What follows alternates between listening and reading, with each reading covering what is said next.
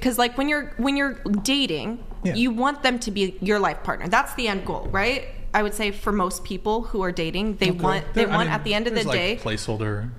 Save for later. We're hypothetical. She's right. We're following. Okay. Go ahead. Hypothetical. Sorry. You want it to be your life partner, and you want it to be your best friend. You want to marry your best friend. At least that's how I feel. A lot of people feel. That's how I feel. Sure. That being said, there's such a high like pressure of like body counts, and I feel like there's this weird, almost like fetishized like purity thing that you it's not okay, not weird, sorry, not no, it's okay. valid. You for think you it's guys. icky. You think it's icky. No, it's okay. Sorry. Yeah, no, it's okay. You know, but for me personally, I feel like isn't that kind of like, can you see the perspective of women when that's kind of reducing them down to, oh, well, I want to be with them versus I don't want to be with them because of like this purity. I mean, and you should want them as a person, right? You should fall in love with them as a person. Let me ask you a question. Do you acknowledge that like I would argue a majority of women, so when I say majority, I mean 51% or more. I would argue 51% or more of women would not date a guy if he was shorter than her. Would you agree with that? You think 51%? Yeah, I think a majority of women would not date a man who's shorter than her. Most women prefer to date taller men. I mean, you think that's a fair statement? I don't know. Is that an actual you won't even statistic? grant it? I mean, it's no. Like, yes, it's is that a statistic? It's backed up by findings on dating apps. I think it's true. Yeah, It's also 100%. I want to say I dated a short guy for 3 years and I got made fun of for it. So that was my long relationship. Also, like, and he was love a shorter short than me. king. Right, but again, I'm talking about majority here. So fair. do some women date shorter men? Yes. Do some women not care about height? Absolutely. Yes. Okay. But so it's just like, why are women allowed to have like XYZ preference? Like y'all have, and you guys also, who's pickier, men or women? Women. Who's pickier? Depends. It depends. It depends. It depends on the individual. But I want to say, but it generally depends on speaking, the situation. Are they dating? Are they just fucking? Or are they generally speaking, who's pickier, men or women? Women. Yeah, maybe. Okay, so women have XYZ standard, XYZ preference, XYZ boundary, and so it's that's what's confusing to me. Like you're saying, well, why is this small little? Actually, your past promiscuity is like really important, and it's one like men don't really ask for much, but like the things we do care about tend to like matter a whole bunch. So I don't understand like why you're trying to diminish like a male preference when it comes to dating. Like, yeah, I think your promiscuity, and I can get into some of the reasons why, but I think it's actually super important. Okay. I'm not trying to diminish it as your preference personally. I guess I am concerned with why so many men, like it's like an epidemic of men, and it's yeah. I'll answer it.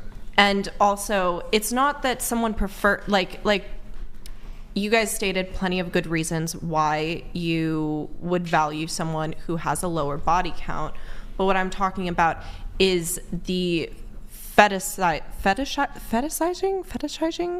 of like, it's almost like innocence. Like I guess the reason why I feel like it gives me an ick, and you know, I've talked a lot with my other girlfriends about that, is because it gives this illusion that you're a child, almost like you've had so little like experiences that like it almost gives you an ick if a guy is turned on by that. And that's what like me and some of my girlfriends' experiences are of like what we view when a guy says that. So I guess just so I'm clear, are you having trouble comprehending an adult woman staying a virgin past the age of 18? No, I'm not. I have no like issue with that. Let me ask you a question. It's more the guy's perspective of like why that's so. But you're trying to pathologize like sort of an innate evolutionary and biological preference of men. Also, it actually makes sense intellectually if you think about it. But let me ask you a question.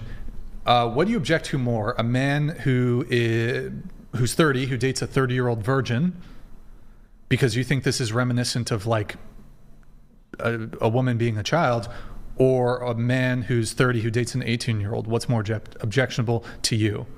A 30-year-old man who dates a 30-year-old? A 30-year-old man who dates a 30-year-old woman who's a virgin versus a 30-year-old man who dates an 18-year-old, I should have added this, dates an 18-year-old who's slept with 10 men. What's more objectionable to you? I would say, is he dating the 30-year-old because he genuinely likes her as a person? He likes both of them as a person. Okay, but what I'm saying is, would he date the 30-year-old over that because of the body count? That's when I feel like it becomes like a weird situation. But I still feel like if he slept the 18-year-old, that is weird to me. Well, we can get into the age gap stuff here in a bit, but yeah, I can. So hold on, it's more objectionable. I think it seems like infantizing, I guess. Like you mean? No, I know what you're saying. You know what I'm trying to say. Infantilizing. Yes, that word. But you acknowledge that there are women in their like mid to late 20s who are virgins. Yes, but are they staying virgins because of the same reason that guys are wanting virgins? I guess it's the motivation. What is motivation? Different. I think you're thinking for us. We're telling you why men want it. It has nothing to do with keeping you as a child. It's just that there's a psychological aspect to women dealing with multiple men. We don't want to deal with that. We're not trying to control the fact that you've been with another guy and we're jealous. No, there's mental effects to women who've been with multiple men. It's not about we want you to be like a child. We're telling you right now what it is. It's the mental side effect of her inability to pair bond after a certain time. Are there women that are more evolved mentally who can thwart that? Absolutely. Are they the majority? No. We have a chat here coming in. Oh boy. Okay. These girls have had so much love sausage that their vagine and arseholes are combined. What the? Just blank faces reminiscing about when they're. What the? Oh, come on, Doc. I can't read that part. Thank you, Hunter Biden. That's great, Hunter Biden. Appreciate it. To add on to what he says, I said I was going to get into it, but I didn't.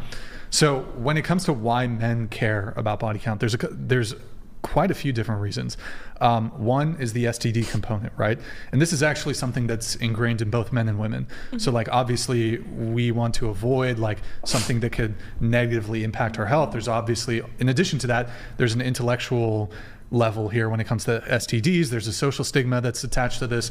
It's going to be harder to probably find it. Like imagine if you have to like disclose, by the way, you have to disclose you have herpes to are they going to walk away from you at that point? Yeah, you're going to have a more difficult time like securing a partner because of this. So like the STD component is a big thing. That's on the intellectual level, but on the evolutionary level, this is something that exists in men that doesn't exist in women, and here's why.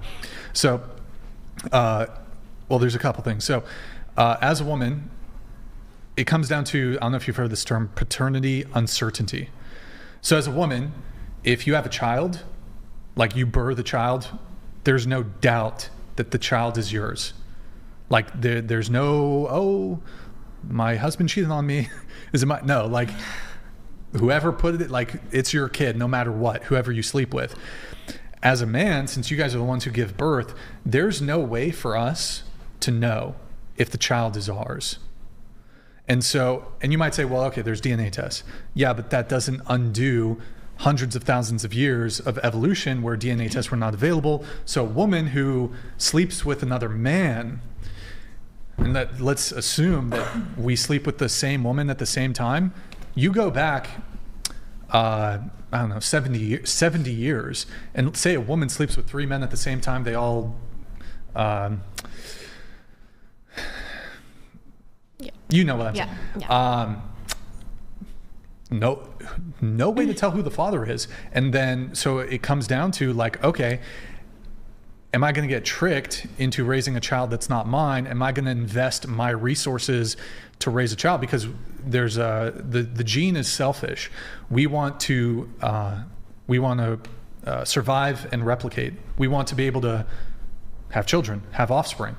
And so like, it is one of the biggest L's a guy can take in his life to raise a child that he thinks is his, but isn't. So men have like a massive disgust response.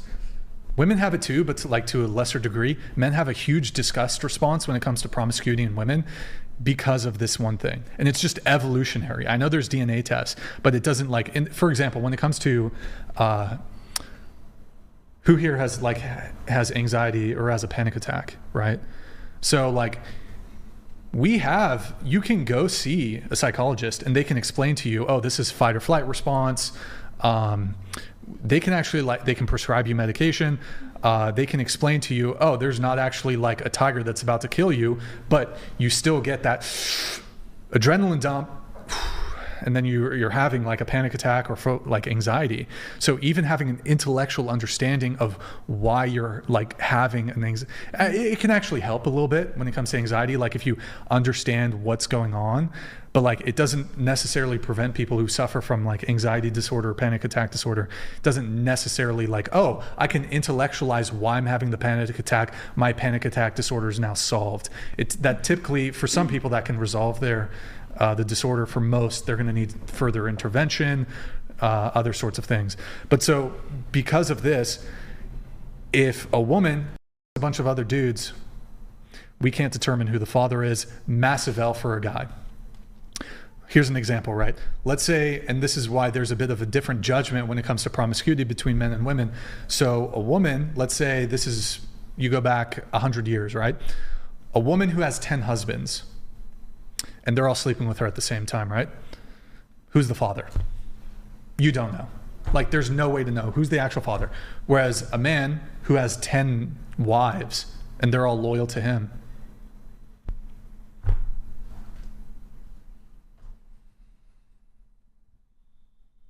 And we got to understand that double standards exist.